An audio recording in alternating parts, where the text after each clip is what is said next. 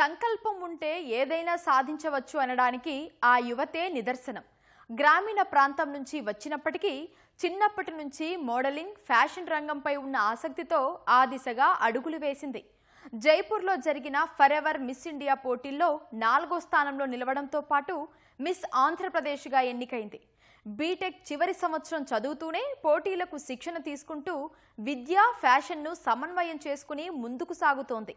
జాతీయ స్థాయిలో టాప్ 3లో నిలవడమే తన లక్ష్యమంటున్న సాత్వికతో చిట్ చాట్.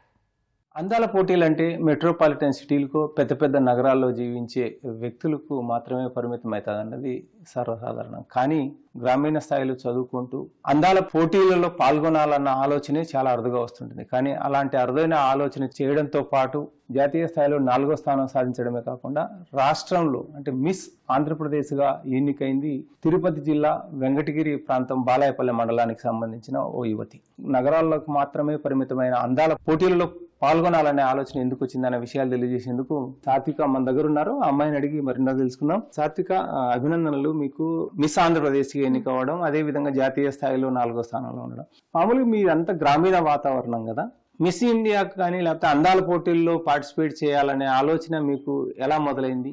మోడలింగ్ కానీ లేకపోతే ఫ్యాషన్ ఫీల్డ్లో ఉండడం కానీ చిన్నప్పటి నుంచి చాలా ఇంట్రెస్ట్ ఉండే. 20 years నాకు. సో ఈ ఏజ్ కరెక్ట్ అనిపించి బై గాడ్స్ గ్రేస్ నాకు ఆపర్చునిటీ నా కళ్ళ ముందుకు వచ్చింది. అంటే నాకు ఇన్స్టాగ్రామ్లో వాటిల్లో నేను చూశాను ఇలా ఫరెవర్ స్టార్ కండక్ట్ చేస్తుందని. సో అలా అప్లై చేశాను. ఆడిషన్ జరిగింది, ఆడిషన్లో అయింది, సిటీ విన్నర్గా అయ్యింది. తర్వాత డైరెక్ట్ మిస్ ఇండియా కాంపిటీషన్స్ అక్కడే స్టేట్ అండ్ కంట్రీకి కూడా అక్కడే జరిగాయి. సో అక్కడ ఆంధ్రప్రదేశ్ విన్నర్గా అయ్యాను. సో అంటే ఎప్పుడు ఎవరు మిమ్మల్ని ఇన్స్పైర్ చేశారు? ఈ రూరల్ ఏరియాస్లో ఉన్న వాళ్ళు సహజంగా అందాల పోటీల వైపు ఆలోచించారు కదా, కానీ మీకు ఆలోచన ఎలా వచ్చిందంటారు? ఆలోచన అంటే ఇది ఒకరిని చూసి ఇన్స్పైర్ అవ్వడం అట్లా ఏం లేదు. చిన్నప్పటి నుంచి అది ఉంది, మైండ్లో ఉంది. అమ్మ సపోర్ట్ ఎక్కువ ఆ విషయంలో కూడా బాగా ఎంకరేజ్ చేసేది. సో అది అలానే కంటిన్యూ అవుతూ వచ్చింది. జిల్లా స్థాయిలో మిస్ తిరుపతి కూడా ఎంపిక అయ్యారు కదా మీరు. సో మిస్ తిరుపతి ఎంపిక అయిన తర్వాత మిస్ ఆంధ్రప్రదేశ్ కావచ్చు లేకపోతే మిస్ ఇండియా కానీ పోటీల్లో పార్టిసిపేట్ చేయాలన్న ఆలోచన వచ్చినప్పుడు దాని ప్రిపరేషన్ ఎలా సాగిందంటే? ప్రిపరేషన్ ఫరెవర్ స్టార్లో ఆడిషన్ కంప్లీట్ అయ్యాక మొత్తం నాకు వాళ్ళే ఇచ్చారనమాట. అంటే న్యూట్రిషన్ దగ్గర నుంచి, డైట్ దగ్గర నుంచి, నాకు ప్రతిదీ, బ్యూటీ దగ్గర నుంచి అన్ని సెషన్స్ వాళ్ళు కన్సిస్టెంట్గా నాకు కండక్ట్ చేస్తూనే వచ్చారు. సో నాకు అవి అటెండ్ అవుతూనే వచ్చాను. కాలేజ్ ఈవినింగ్ వరకు అయ్యేది, నా సెషన్ ఈవినింగ్ 7కి అలా ఉండేది. సో అవి వీటిని మేనేజ్ చేసుకుంటున్నాను. వాళ్ళ దగ్గర నుంచి నాకు ప్రాపర్ గైడెన్స్ ఉండింది. అండ్ నేను హాస్టల్లో ఉంటా. సో ఆ ఫుడ్కి నేను డైట్ అది మేనేజ్ చేసుకోవడం కష్టం. స్కిన్కి కరెక్ట్గా ఆ మెయింటెనెన్స్ కష్టం. ఎందుకంటే కాలేజ్లో ఉన్నప్పుడు ప్రతిదీ కష్టమే, కాలేజ్ ఇది మెయింటైన్ చేసుకోవాలంటే. సంహౌ మేనేజ్ చేశా. సో అంటే ఇప్పుడు మిస్ ఇండియా కాంపిటీషన్స్లో మీరు పార్టిసిపేట్ చేశారు కదా, జైపూర్లో జరిగిన ఈ ఫరెవర్ మిస్ ఇండియా ఆర్గనైజేషన్ నిర్వహించిన దాంట్లో 4th place వచ్చింది కదా మీకు. ఆ 4th place ప్రాసెస్లో ఎంతమంది మొత్తం కాంపిటీషన్స్ లో పార్టిసిపేట్ చేశారు? ఎలాంటి ఆ ఇంటర్వ్యూలు జరిగేటప్పుడు, క్యాట్ వాక్ చేసేటప్పుడు కావచ్చు, ఇంటర్వ్యూస్ జరిగేటప్పుడు కావచ్చు, ఎలా జరిగిందంటారు? కేటగిరీస్ అయితే teen category, universe category, Miss India category ఇలా ఉన్నాయి. మిస్ ఇండియా కేటగిరీలో ప్రతి స్టేట్ నుంచి 3 members అక్కడ దాకా వచ్చారు. అండ్ స్టేజ్ మీద కూడా వచ్చే ముందు కల్చరల్ రౌండ్స్ అని, ఓరియంటేషన్స్ ఒక 2 days ఇట్లా అంతా జరిగాయి అక్కడ. మార్నింగ్ 7 to night 11-11:30 వరకు మాకు స్కెడ్యూల్ ఉంది. ఆ టైంలో కూడా కొంతమందిని ఫిల్టర్ చేశారు. స్టేజ్ మీదకి వెళ్ళేసరికి 30 members వరకు మిగిలారనమాట.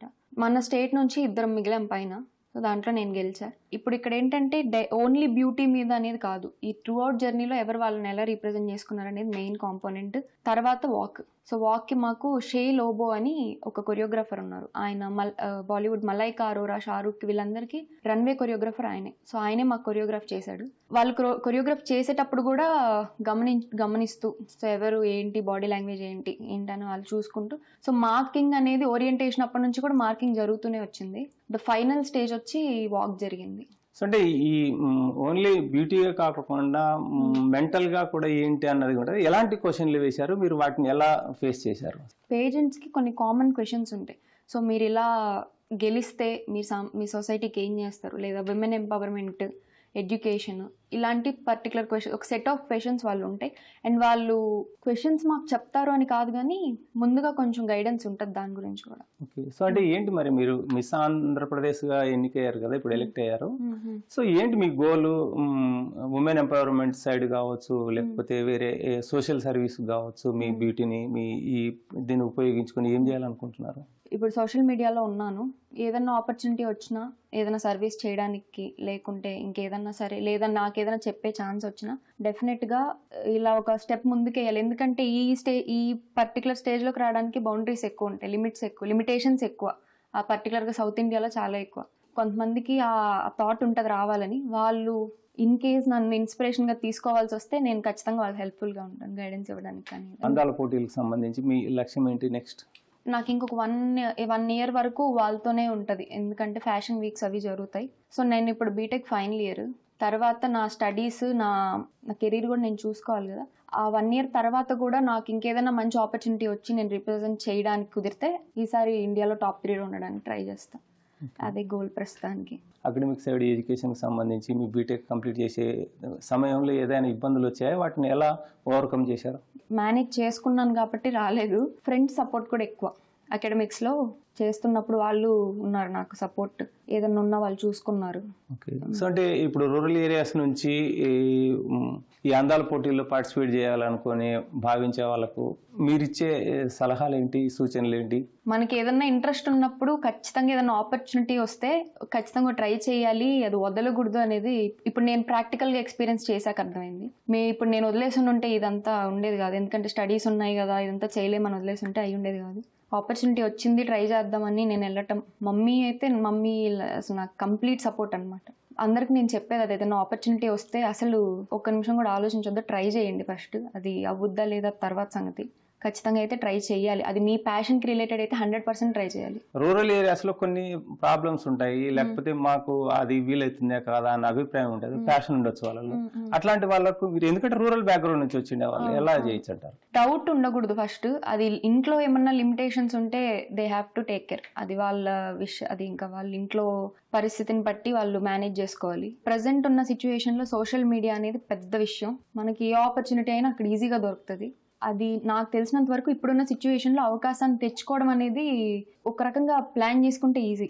అలా వాళ్ళు అడాప్ట్ చేసుకోగలగాలి. అది కాకపోతే లిమిటేషన్స్ పెట్టుకోకూడదు. మనకు ప్యాషన్ ఉన్నప్పుడు ఆ లిమిటేషన్స్ పెట్టుకోకూడదు ఆ విషయంలో. సో ఇది మనం ఏ ప్రాంతంలో ఉన్నాము, ఏ స్థాయిలో ఉన్నాము, ఎలాంటి పరిస్థితుల్లో ఉన్నాము అన్నది కాకుండా మనలో ఉన్న ప్యాషన్ను నెరవేర్చుకోవడానికి ప్రయత్నం చేస్తే అవకాశాలు అంది వస్తాయని, అంది వచ్చిన అవకాశాన్ని సద్వినియోగం చేసుకోగలిగితే మనం అనుకున్న లక్ష్యానికి చేరుకునేందుకు అవకాశం ఉంటుందని, గ్రామీణ ప్రాంతాల్లో ఉన్నవారు సైతం అందాల పోటీల్లో పాల్గొంటూ తమ లక్ష్య సాధన వైపు అడుగులేయచ్చన్న అభిప్రాయం సాత్విక వ్యక్తం చేస్తుంది. కెమెరామెన్ భాస్కర్తో వి నారాయణప్ప, ఈటీవీ న్యూస్, వెంకటగిరి నుంచి.